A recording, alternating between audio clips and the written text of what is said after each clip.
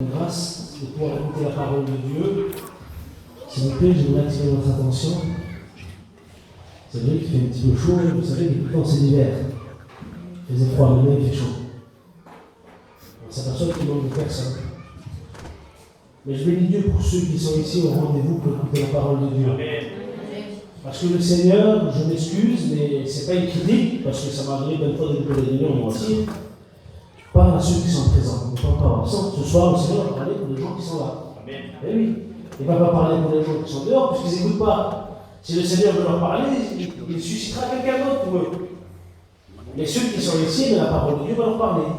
Parce que peut-être qu'il y en a parmi vous qui n'avez pas envie de venir. Vous êtes forcés pour venir. Mais oui, le Seigneur va vous parler. Que Dieu soit béni. Merci Seigneur. Voilà, je vais demander à Cache de se prier. On prie le Seigneur ensemble, s'il vous plaît. Seigneur, mon âme te glorifie, mon âme te loue, Seigneur. Merci encore une fois, Seigneur, pour ta parole qui va t'annoncer, éternel. Je te présente ton serviteur, mon Dieu. Que tu puisses te servir comme de lui, comme un instrument entre tes mains, mon Dieu. Qui puisse apporter un mot pour chacun d'entre nous, Seigneur. Tu connais les besoins, l'éternel. Tu connais chaque chose de ce monde, Seigneur. Oh, s'il te plaît, mon Dieu, sers-toi de lui ce soir. Alléluia. Alléluia. Amen. Merci Seigneur. Que Dieu soit béni. Que Dieu soit béni et glorifié pour sa grâce ce soir. J'aimerais vous parler de l'amour de Dieu. Amen. Est-ce que vous croyez que Dieu est amour? Amen. Mais soit Dieu, moi si je le crois. Nous croyons qu'il y a un seul et vrai Dieu. Nous croyons, la parole de Dieu nous dit que vous faites bien de le croire. Les démons le croient aussi. Mais oui. Mais quoi qu'il arrive, nous en sommes sûrs que Dieu est amour. Dieu est amour, mais non seulement il n'a pas fait que de le dire, mais il l'a prouvé. Et aujourd'hui, on appelle ça, il a transmis cet amour à son Église. Il a transmis son amour à vous ce soir, à moi et à vous. Et est-ce que c'est négligeable? Non, pas du tout. Ce n'est pas négligeable, l'amour de Dieu. Parce que l'amour de Dieu, ce n'est pas l'amour qu'on trouve dans le monde. Vous avez vu, peut-être qu'il y en a de plus jeunes, peut-être même plus âgés, ils ont peut-être dû écouter. Ça m'a même un petit peu choqué l'autre jour, je voyais la télé, et j'ai vu une chanteuse qui est d'actualité apparemment, c'est Cédrati Chaim. Tout le monde la connaît en général. Elle a intitulé son dernier album là, L'amour agapé. L'amour agapé. Agapé. Agapé. Il y a des centaines et des dizaines de personnes qui ne savent pas ce que c'est. Moi, quand je l'ai vu, parce que j'avais déjà étudié le cas, donc ça m'a choqué un petit peu. Parce que agapé ou agapo, ça se prononce pareil, on peut prononcer de deux façons. C'est l'amour de Dieu. Seigneur, qu'est-ce qu'elle fait? C'est pas l'amour familial, c'est pas l'amour d'un ami, c'est pas l'amour d'un copain, comme vous voulez. C'est l'amour de Dieu. Aujourd'hui, le monde veut assimiler l'amour de Dieu au monde. Ça ne marche pas, c'est pas vrai. C'est pas à travers une musique du monde ou à travers la joie temporaire dans le monde qu'on trouve l'amour de Dieu. L'amour de Dieu ne se trouve qu'en Jésus-Christ. Amen. Et cet amour-là, elle est infaillible. Elle n'est pas comme l'amour des hommes. Oui, nous, des fois, on faillit souvent. On ne tient pas toujours nos promesses. Oui, même si on dit à quelqu'un qu'on l'aime, mais des fois, on peut le décevoir. Mais Jésus ne déçoit pas. L'amour de Dieu, c'est-à-dire l'amour agapé, c'est une vertu propre à Dieu. Dieu n'est pas un être qui a de l'amour, il est l'amour. C'est différent. Nous avons reçu l'amour de Dieu par la puissance du Saint-Esprit, nous déclare l'apôtre Saint Paul. Il dit que vous avez reçu l'amour de Dieu dans vos cœurs, par le Saint-Esprit. Alors nous on l'a reçu, mais lui il est. Si on pourrait le symboliser de substance, comme de l'eau, comme de l'huile, c'est carrément la substance de l'amour. C'est l'amour. Je ne sais pas comment vous expliquer, je n'ai pas de plus grand mot. Dieu est amour. Dieu est amour et il l'a prouvé. Alors que Dieu soit béni. L'apôtre Paul va dire dans 1 Corinthiens, chapitre 5, versets 14 à 16, il va dire, car l'amour du Christ nous presse, parce que si nous estimons qu'un seul est mort pour tous, nous sommes tous donc morts. Seigneur, qu'est-ce qu'il veut dire? Tous sont donc morts. Si nous estimons qu'un seul est mort pour tous, et ça c'est la confession du chrétien, nous savons que c'est Jésus-Christ qui est mort pour nous à la croix. Nous savons que c'est le Seigneur Jésus-Christ qui est mort pour toi et pour moi. Et si nous l'estimons, alors nous aussi, vous aussi, ceux qui ont fait la paix en Jésus-Christ, ceux qui ont été baptisés en Jésus-Christ, ont aussi revêtu Jésus-Christ. Et à ce moment-là, alors nous sommes morts à nous-mêmes. Vous avez vu comme c'est difficile d'essayer de correspondre avec le monde lorsque nous sommes chrétiens? C'est très difficile. C'est comme si on dirait de l'eau avec de l'huile, ça se mélange mal. Ça ne se mélange pas. Parce que c'est deux éléments différents. Alors, qu'est-ce que cela nous représente? C'est qu'aujourd'hui, nous chrétiens, nous ne devons plus marcher, nous dit l'apôtre Saint Paul, à la manière des autres qui marchent dans le monde, mais marcher selon l'esprit. Et vous n'accomplirez plus les désirs de la chair. Parce que qu'on le veuille ou qu'on ne le veuille pas, nous sommes dans la chair. Nous sommes dans un corps charnel qui a des désirs contraires à celle de l'esprit. Et nous sommes tous les jours en guerre contre la chair. Tous les jours. Vous avez vu que c'est facile pour nous de démarrer au quart de tour? C'est facile pour nous. La chair, dès qu'on la touche un petit peu, ça ne plaît pas. C'est vrai ça, ce que je dis, c'est la vérité. Mais j'aimerais vous dire quelque chose. L'amour du Christ qui nous presse. Vous savez c'est quoi presser? On le dit des fois sur quelqu'un. On va presser comme un citron. C'est pressé. C'est pressé jusqu'à la dernière goutte. Je vous le dis de la part de Dieu. Jésus à la croix, il a été pressé. Il a été pressé, il a versé tout son sang. Oh oui, il y en a qui disent que c'était facile pour Dieu. Il savait qu'il allait ressusciter son fils. Une fois, on a posé ces questions. Oui, mais pour Dieu, c'était facile. On a posé des questions pour un chrétien. Dieu est tout puissant, il savait qu'il allait ressusciter son fils. Oui, c'est vrai. Dieu le savait. Mais ce chrétien dit quelque chose. Et cet homme-là, les autres de l'Ancien disait oui, mais Dieu savait qu'il allait récupérer son fils. Oui, Dieu le savait. Mais il y a quelque chose qu'il n'a pas récupéré. C'est son sang. Son sang, il l'a versé pour l'humanité. Et ça, Dieu ne l'a pas récupéré. Il nous l'a laissé. Et Jésus a été pressé, tel qu'on presse un citron. La parole de Dieu nous dit qu'il s'est vidé de tout son sang. Seigneur. Alors l'image est peut-être simple, pressé comme un citron, imaginez-vous. Mais quand l'apôtre Paul nous dit que si l'amour du Christ nous presse, vous savez, moi quand je presse un citron, des fois je mets même une cuillère dedans, si je veux pas un presse esprit là, un truc pour récupérer le jus. Jusqu'à la dernière goutte. Et même des fois je mets le zeste dedans. Même la poche, je crois. Ben oui, le Seigneur Jésus l'a fait. Il nous a tout donné. Il nous a tout donné. Il t'a tout donné. Comment ça se fait que des fois on manque d'amour? Comment ça se fait ça? Comment il se fait que des fois on manque d'amour? On ne veut pas pardonner, on a du mal. Comment ça se fait? Est-ce qu'on vit pleinement l'amour de Dieu? Est-ce qu'on la vit pleinement?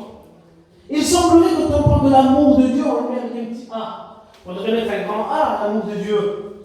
Quand j'ai mis dans mon papier, là j'ai mis l'amour, mais le A, j'ai mis plus grand que les autres.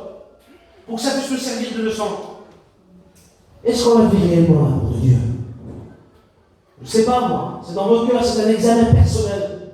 Mais on est assez bon de savoir si on a vu pleinement l'amour de Dieu, l'amour agapé. Oh, pas l'album, le single, l'album, là, qu'a fait cette chanteuse. Mais de vivre réellement dans une vie d'intimité avec Dieu. Rentrer dans l'intimité de Dieu, est-ce que vous savez ce que c'est? De rentrer dans l'intimité de Dieu. Où c'est que la présence de Dieu est tellement forte, on a l'impression que le cœur va exploser. Est-ce que vous connaissez ces choses-là? Je vous le dis de la part de Dieu, c'est sans fausse humilité. Mais Dieu m'en est témoin que c'est une vérité. Si je mange, je monte devant Dieu. Que je l'ai demandé ça quand on est dans le jeune chrétien de rentrer dans l'intimité de Dieu. C'est un ancien qui m'a dit ça. Demande l'intimité de Dieu. Je ne savais pas ce que c'était. Aujourd'hui, je sais ce que c'est l'intimité. Vous savez très bien ce que c'est l'intimité. Mais l'intimité avec Dieu, ça dépasse toutes les autres intimités. Un jour, je suis rentré dans l'intimité de Dieu. Je vous le dis de la part de Dieu. Et j'ai dit, Seigneur, arrête. J'ai ouvert les yeux, j'ai arrêté. J'ai demandé au Seigneur qu'il arrête parce que j'avais peur de mourir. Ah, c'est grand ce que je vous dis là. Je ne l'ai pas vécu. Je ne le vis pas tous les jours. Mais c'est juste pour dire, lorsqu'on vit l'amour de Dieu, on rentre dans l'intimité de Dieu. Et quand on rentre dans l'intimité de Dieu, alors il n'y a plus rien qui existe. Il n'y a plus rien qui vient faire obstacle. On a un manque d'amour, c'est pas possible. C'est pas vrai. On a un manque de pardon, c'est pas vrai aussi. Si on l'a, bien que ça peut arriver, Dieu n'est pas ici pour nous juger, pour nous condamner. Il dit que tu as besoin d'amour. Le Seigneur la donne. Le Seigneur la donne. Le Seigneur la donne. L'auteur du psaume va dire que tu mets une table, tu dresses une table entre moi et mes adversaires. Une table, c'est un endroit, c'est un moment de convivialité où c'est qu'on prend un repas, on prend un verre, on prend un repas, mais c'est quelque chose d'agréable, de bien. Mais le Seigneur le fait parce que Dieu est amour. Alors que Dieu s'appelle, je rentre dans le message. Merci Seigneur. Genèse chapitre 1, verset 1. Tout le monde le connaît. Au commencement, Dieu créa. Au commencement, c'est Dieu. C'est Dieu qui créa. Vous savez très bien, alors je vais vous faire un petit peu de. Je vais vous relater un petit peu, je vais vous faire un peu d'explication. Au commencement, Dieu créa. Mais écoutez, j'aimerais dire votre amour, je ne voudrais pas être ennuyeux, moi. Hein. Je vous parle de la part de Dieu. C'est la lettre de Dieu que je prends et je la transmets. Comment ça se fait que Dieu on pourrait dire, caché des choses dans sa parole, mais elles sont révélables que par l'Esprit. Cela veut dire que l'agapé du monde, je ne sais pas si ça existe, je ne pense pas que l'agapé du monde ça existe, parce que l'agapé c'est l'amour de Dieu. Mais si le monde ne peut pas le révéler, il est révélé juste par l'Esprit, alors au nom de Jésus-Christ, marchons par l'Esprit, afin que cette parole-là vous soit révélée à vous et à moi. Au commencement, Dieu créa. Aujourd'hui, c'est facile de le lire dans la Bible, pour ceux qui savent lire. C'est écrit en français. Mais imaginez-vous pour les gens de l'époque où c'est que c'était écrit en hébreu. En hébreu, c'était écrit et en plus, eh bien, il n'y avait pas de voyelles dedans. C'était juste les mêmes lettres. Il n'y avait que des consonnes. C'était illisible. Il n'y avait que les juifs qui pouvaient comprendre. Si on lisait au commencement, ça s'écrivait avec un C, deux M, encore C. Mais c'était incompréhensible. Mais j'aimerais vous dire quelque chose. Que ce mot, juste au commencement, Dieu voulait révéler quelque chose pour l'Église. Dieu voulait révéler quelque chose pour toi et moi ce soir. Juste dans le mot au commencement, on va voir tout le plan de l'amour de Dieu manifesté. Ah oui, mais pourtant il y a écrit juste au commencement. L'auteur de ces mots nous dit que lui, Dieu, il est l'architecte et le constructeur du plan. Ça veut dire que dans son éternité, dans son amour, il avait déjà tout prévu. Pour toi ce soir. Pour moi, il avait tout prévu. Juste dans le mot au commencement. Quand on regarde dans son originalité, c'est-à-dire dans la langue hébreu, vous n'avez pas besoin de le faire, je l'ai fait pour vous, moi. Je l'ai fait pour vous. Alors, il y en a qui disent, mais c'est compliqué. Mais oui, c'est compliqué. C'est compliqué quand on le fait de nous-mêmes, mais quand on le fait par l'Esprit, alors nous sommes éternels. Comment ça se fait que le Seigneur Jésus parlait araméen? Il ne parlait pas français, il ne parlait pas manouche, il ne parlait pas espagnol. Pourtant, il comprenait toutes les langues. Mais parce que lorsqu'on s'intéresse, eh bien, à l'originalité, et lorsqu'on s'intéresse, eh bien, parce que Jésus était juif, c'est pour ça que c'est un peuple qui m'intrigue beaucoup et que j'aime étudier de tout mon âme, de tout mon cœur. Jésus a vécu comme un juif de son époque. Il parlait l'araméen, l'ancien hébreu. Il vivait comme eux, il marchait, il mangeait comme eux, il faisait comme eux. Donc, quand on s'aperçoit que le Seigneur il va laisser plein de messages, parce que souvent, des fois, il va parler aux gens de son époque. Alors c'est pour ça que des fois on ne comprend pas. Mais quand on remonte un petit peu, quand on se met dans la personnalité, alors on comprend tout. Que juste dans le mot commencement, en hébreu, il y a tout le plan de la croix. Et là, je l'ai marqué ici, et je l'ai fait pour nous. Quand on regarde le mot commencement, dans le mot commencement, il y avait une lettre hébreu qu'on appelle le tav. Le tav, T-A-V, tav. Mais vous savez ce que le mot tav veut dire, je l'ai mis ici. Ça veut dire croix, signe et marque. Ça, il n'y a que le Seigneur Jésus qui les a subis dans son corps. Il n'y a que lui qui l'a fait. Et ça va plus loin que là, parce que ça serait trop long. Je vous dis de la part de Dieu, ça serait trop long. Mais je l'ai survolé un petit peu. Et il y avait aussi la lettre Yod, qui veut dire même puissance. C'est pour ça que la parole de Dieu nous dit, celui qui enlèvera un trait de lettre de la Bible, un point. C'est rien un point. Le plus petit trait de lettre que vous voyez dans la Bible. La parole de Dieu nous dit, malheur à celui qui retranchera, ou celui qui ajoutera. Parce que retrancher ne serait-ce que le petit point, en haut du i, là, la petite virgule. Cela veut dire main, puissance. Cela représente la main, la puissance de Dieu. On a mis la main de Dieu dans la parole de Dieu, mais ça reste une belle histoire, mais il n'y a plus rien. Mais déjà, on voit le plan de Dieu révélé.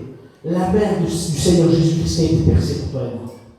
Ça, c'est merveilleux, béni soit Dieu. Et il y avait aussi la lettre à lettre qui voulait dire, eh bien, bœuf, taureau ou animal pour le sacrifice. Voilà ce que ça voulait dire.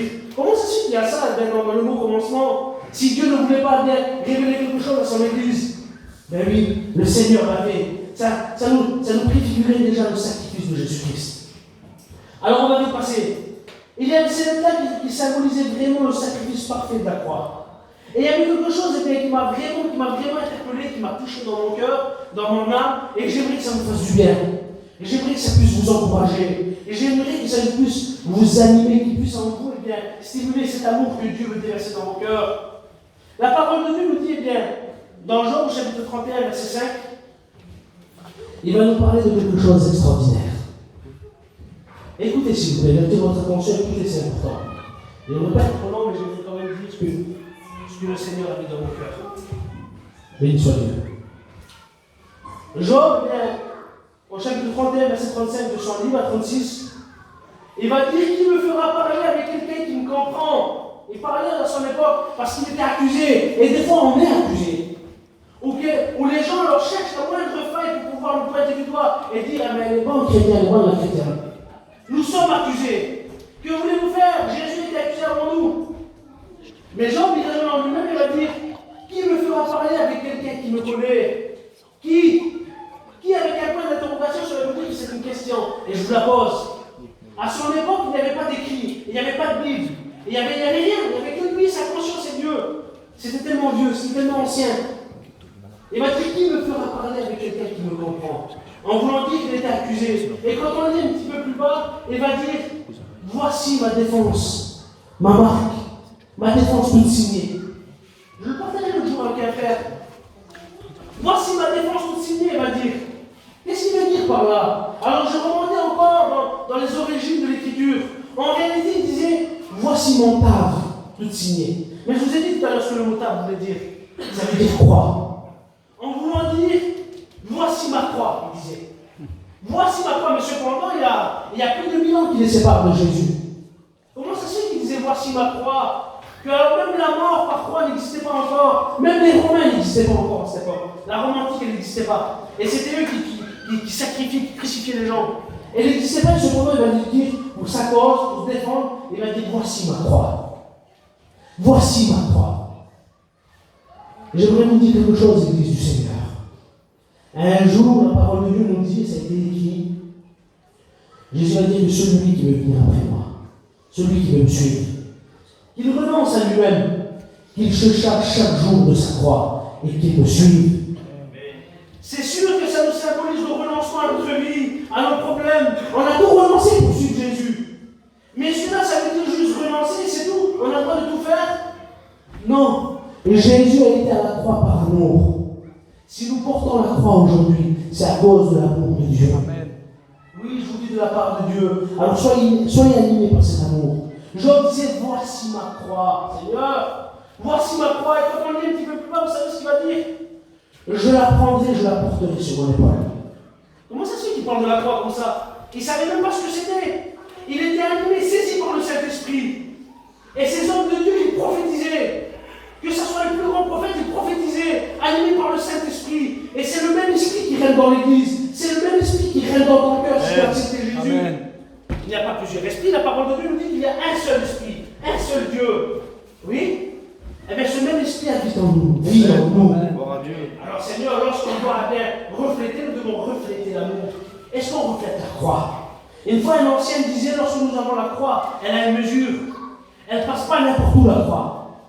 Il y a des portes où elle ne passe pas, des portes du monde où elle ne passe pas, la croix. Mais si nous prenons que nous la déposons, alors on va où on veut.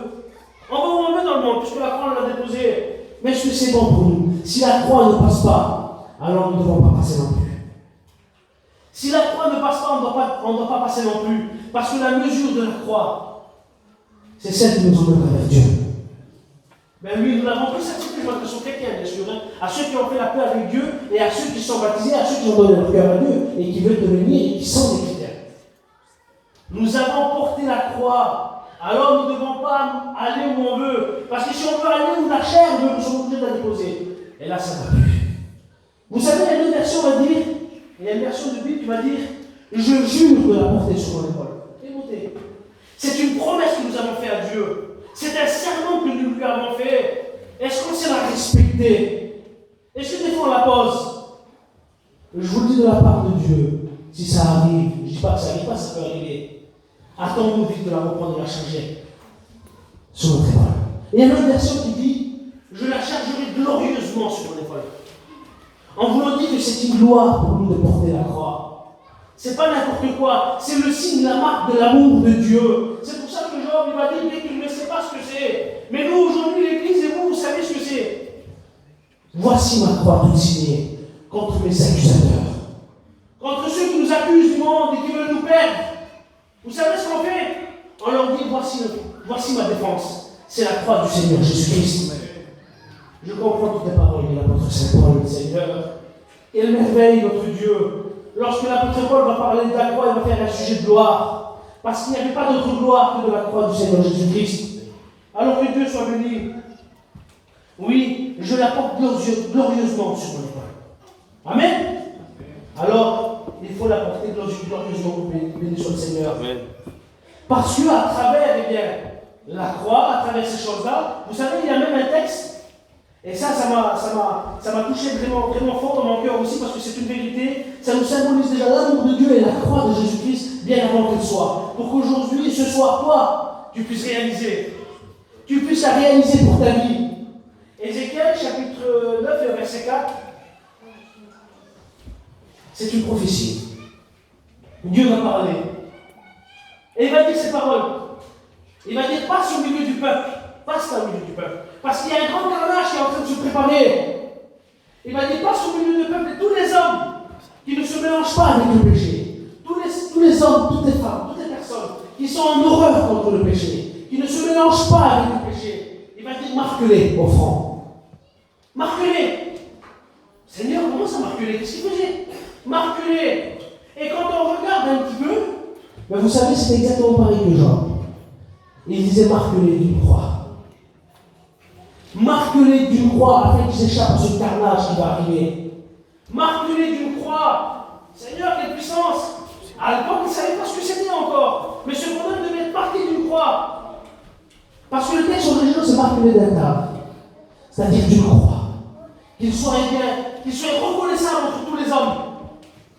Vous savez, je vais vous dire quelque chose, que sur la terre, ici-bas, sur la terre des hommes, je vous le dis de la part de Dieu, il y a un grand carnage qui va arriver.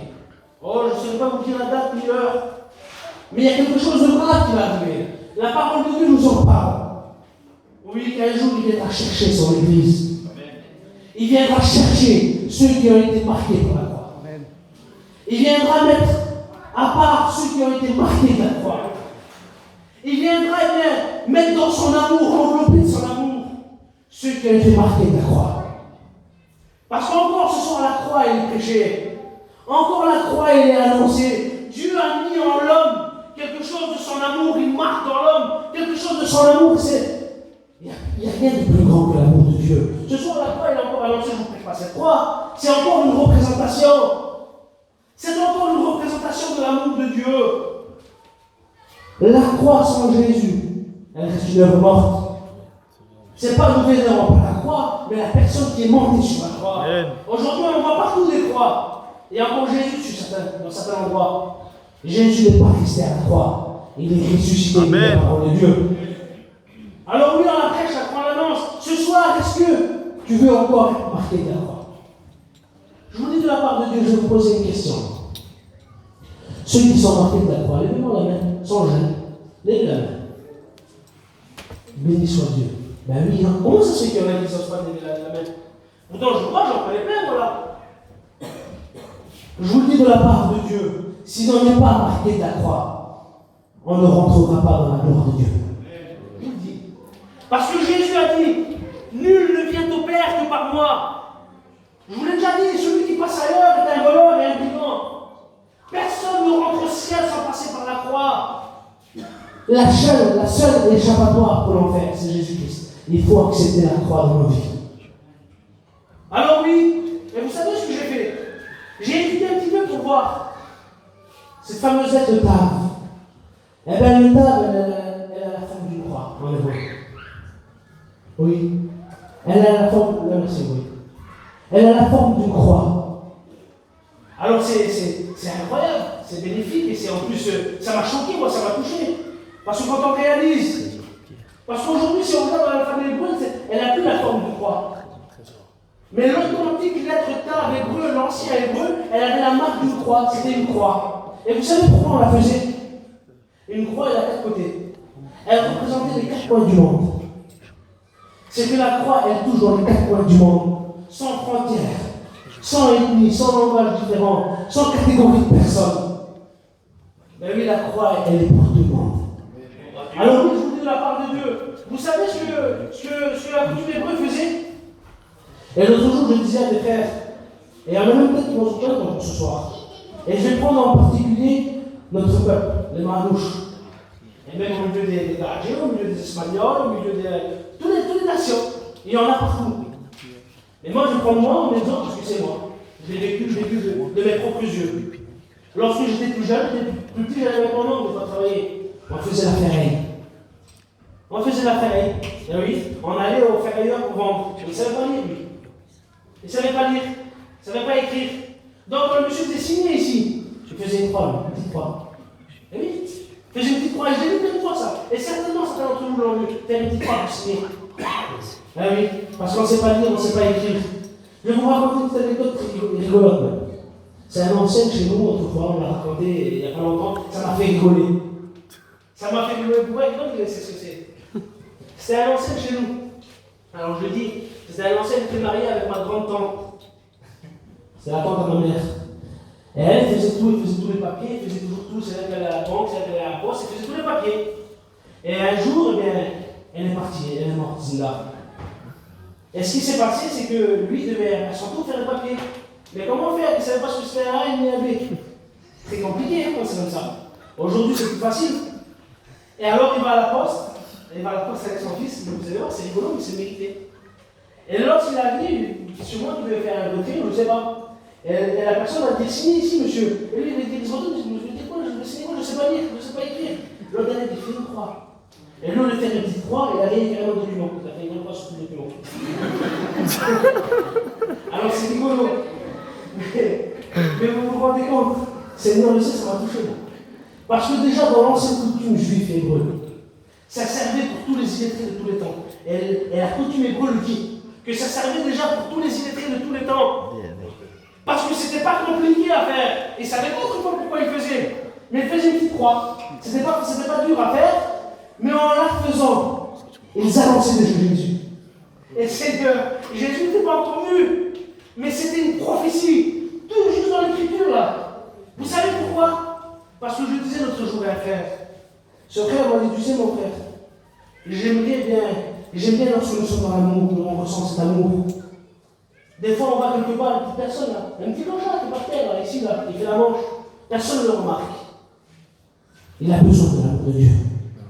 Nous avons tous besoin de l'amour de Dieu. Cela nous symbolise, c'est que le plus grand instruit, Emmanuel Macron, président, représentant de la France, doit être inscrit, il doit être vraiment instruit, le monsieur. Mais lui, la croix, l'amour de Dieu, c'est pour lui. Mais c'est aussi pour lui qu'il est fait. Le petit gitan, le petit espagnol, le petit manouche, le petit clochard, qui vous voulez, celui qui n'a reçu aucune instruction, rien du tout. La croix aussi, elle est pour lui. C'est juste pour dire que la croix de Jésus-Christ, elle est à la portée de tous. Vous croyez que toutes ces choses-là, c'est un hasard, c'est écrit? Il n'y a pas d'hasard avec Dieu. Dieu a toujours voulu prouver son amour parce qu'il a mis en l'homme une marque de son amour. La Bible dit que toi et moi, on est là le couronnement de sa création. Le couronnement de la création de Dieu, la plus belle de ses créations. Et en plus, il a mis une marque en nous de l'amour parce qu'il nous aime, il t'aime. Et des fois, on se sent inutile, on ne se sent pas terrible, on n'est pas grand-chose, c'est vrai. Vivons l'amour du Seigneur Jésus. Amen. Amen, gloire à Dieu. Amen. Que Dieu soit béni.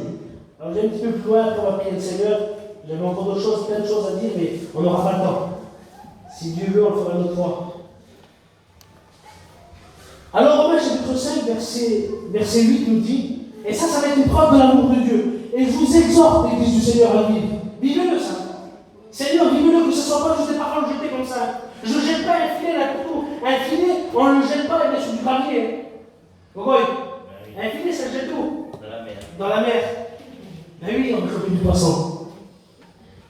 Mais dans ce poisson-là, la parole de Dieu le dit, la Bible le dit, que la parole de Dieu est comparée à un grand filet, où c'est d'innombrables poissons vont se coincer dedans. Mais il n'y a pas que les mêmes poissons, il y a de toutes les espèces. En voulant dire que c'est pour toutes les races, que c'est pour toutes les personnes, sans distinction. On ne mélange pas, on ne dit pas on ne mélange pas. Là, l'Église du Seigneur est universelle. Oui, c'est pas pour une catégorie de personnes. C'est pour l'humanité, l'amour de Dieu. Amen. Alors oui, moi ce soir, je ne jette pas le filet par terre là. Il est jeté sur vous le filet. Alors vivez-le sous Jésus. Vivons-le. Amen. Que Dieu soit béni. L'apôtre Paul va dire, mais Dieu, lui, Dieu, dans son amour, Dieu prouve son amour envers nous. Lorsque nous étions encore des pécheurs, Christ est mort pour nous.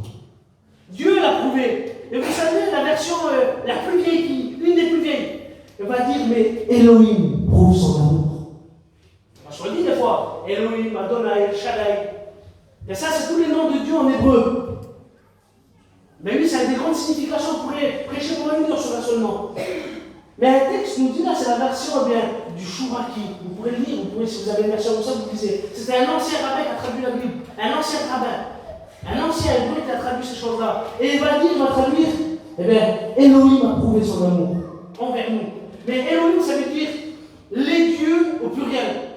Et cela nous symbolise le Père, le Fils et le Saint-Esprit. Mais le Père, le Fils et le Saint-Esprit nous a prouvé son amour. Amen. Quelle puissance! Quelle puissance que Dieu a! Et regardez, ça va un petit peu plus loin. Et je l'écris dans diverses versions. Dans différentes versions différentes. Dans une autre version, il va dire, mais Dieu montre son amour. Dieu l'a prouvé comment? En le montrant. Il a montré son amour. Il a montré son amour. Et notre version dit, je passe vite. La version Martin va dire, mais Dieu signale son amour. Signale son amour. Ces points-là, je me les ai déjà prêchés à mon bouquet. Et ça a été, mais comme une révélation dans mon cœur, de pouvoir vivre l'amour de Dieu. Parce que Dieu l'a prouvé, il l'a montré, mais en plus il l'a signalé. Il l'a signalé où? Ça fait au moins une demi-heure qu'on le voit là. Que déjà, tout dans le mot au commencement, il avait déjà fait un signal sonore. Vous savez, un signal n'a pas une signalisation. On arrive avec 50 km/h. On sait qu'il va falloir rouler à 50 km/h. Et il y a des panneaux de signalisation qui prennent compte juste un petit peu plus loin. C'est exprès pour nous avertir. Ben Dieu, on s'aperçoit que dans toute la loi c'est l'ombre des choses à venir dans tout l'Ancien Testament. Dieu, il était en train de signaler son amour pour nous. Amen. Amen. Et Jésus l'a prouvé en le montrant à la croix, béni soit Dieu. La version de Martin va dire, mais Dieu a signalé son amour. La version dernière va dire, mais Dieu constate son amour. Vous savez ce que c'est un constat? Quand on fait un accident, un accrochage. Tout à l'heure, j'ai fait un petit accrochage, moi sur la partie, j'étais au tort. Pas moi, c'est le monsieur qui m'a accroché, mais qui m'a carré. J'étais en tort. J'ai rien dit du tout, mais je me suis dit, c'est pas grave, mais tant pis. Encore bien qu'il m'a laissé tranquille. Voilà. Il m'a tapé un peu par champ, pas méchant, mais j'étais en tort. Moi sinon, si le monsieur l'aurait voulu, c'était dans son droit, et si moi j'aurais voulu aussi, ben on aurait pu faire un constat. Un constat, c'est un document qui va prouver qui a tort ou qui a raison. Vous savez que même sur un constat, on est déjà rempli. C'est pas le premier accrochage que je fais. Eh bien, on peut même faire un petit dessin dessus, pour dessiner la scène, comment ça s'est passé, pour que nos assurances puissent voir vraiment bien les assureurs, pour qu'ils puissent bien voir qui a raison, qui a tort, et la scène, comment ça s'est passé. Donc, on peut même faire un petit schéma dessus, un petit dessin. Eh bien oui, Dieu a fait un constat de son amour. Et je vous le dis de la part de Dieu, que sur ce constat, il n'avait pas tort. Il n'a pas eu tort sur ce constat. Il a bien fait de le constater. Il nous l'a constaté dans son constat. Il a eu raison. Il a eu raison de le constater, béni soit Dieu. Parce que Dieu l'a constaté, et parce qu'il l'a constaté, parce qu'il a vu qu'avant, lui, il l'a prouvé, il l'a montré, il l'a signalé. Donc il le constate dans son constat, il a raison. Donc il va faire quelque chose. Une autre version vient en jeu. C'est la King James, c'est une version anglaise. Elle n'existe pas en français, ou alors il faut la commander. Ce que j'ai fait, vous savez ce que j'ai fait? J'ai pris Romains chapitre 5, verset 8, et vous pouvez le faire. Google Traduction. On met le texte dedans, parce que je ne parle pas l'anglais. Et je mets le texte et il est ressorti en français. Et le texte en français va dire, mais Dieu recommande son amour. Ah oui, il le recommande. Alors parce qu'il l'a signalé, c'est écrit ici, parce qu'il l'a montré, parce qu'il l'a constaté, il a fait un constat, il avait raison. Alors, il le recommande. On ne recommande jamais quelque chose qui n'est pas bon. On recommande toujours quelque chose qui est bon. Quelque chose qui est concret. Si je recommande quelque chose à Robert, c'est mon beau-frère. S'il va me demander un conseil, puis moi j'ai quelque chose avant lui, par exemple un véhicule, il va me dire je vais acheter le même que toi. Et je dis pourquoi il laisse tomber, c'est pas terrible. Mais si c'est une bonne voiture, je dis oui, où tu peux aller. Je la recommande, parce que moi je la connais. Mais Dieu connaît son amour. Oui. Et alors, à cause de ça, il le constate et il le recommande et il le recommande en Jésus-Christ. Parce que l'amour sorti du cœur de Dieu manifesté pour l'humanité, c'était Jésus. C'était Jésus à la croix. Ce n'est pas ailleurs. Celui qui passe ailleurs est un voleur et quand je vous l'ai déjà dit. Alors il y a quelque chose qui rentre en jeu. Une des dernières versions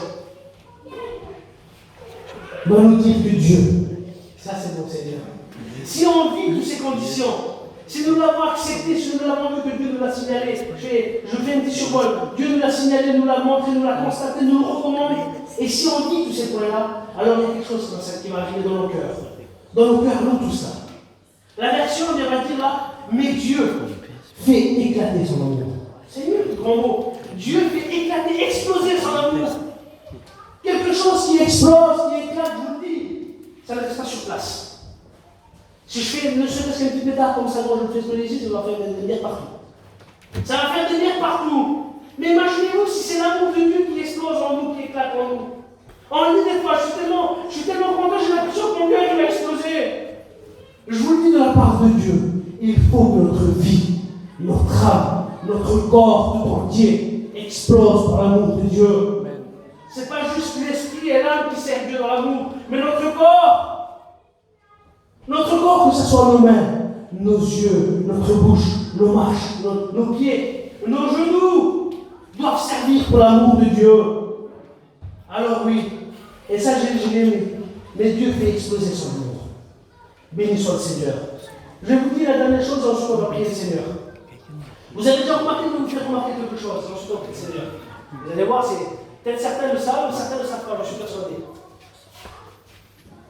Tous les mots qu'on connaît en France, et même peut-être ailleurs, pas les mots, les prénoms, pardon. Les prénoms. Ça commence toujours par Jean, c'est bizarre ça. Là j'avais mis là. J'ai pris spécialement sur la Bible et ça va un peu plus loin. Juste tout à l'heure, je regardais encore, j'en ai sorti 66. On est 66 livres de la Bible. 66 prénoms qui commencent par Jean. Là j'ai mis ici Jean-Matthieu. Vous en connaissez Jean-Matthieu? J'en connais moi. Jean-Matthieu. Jean-Matthieu, Jean-Marc, Jean-Luc, Jean-Jacques, et tous les Jean-Jacques.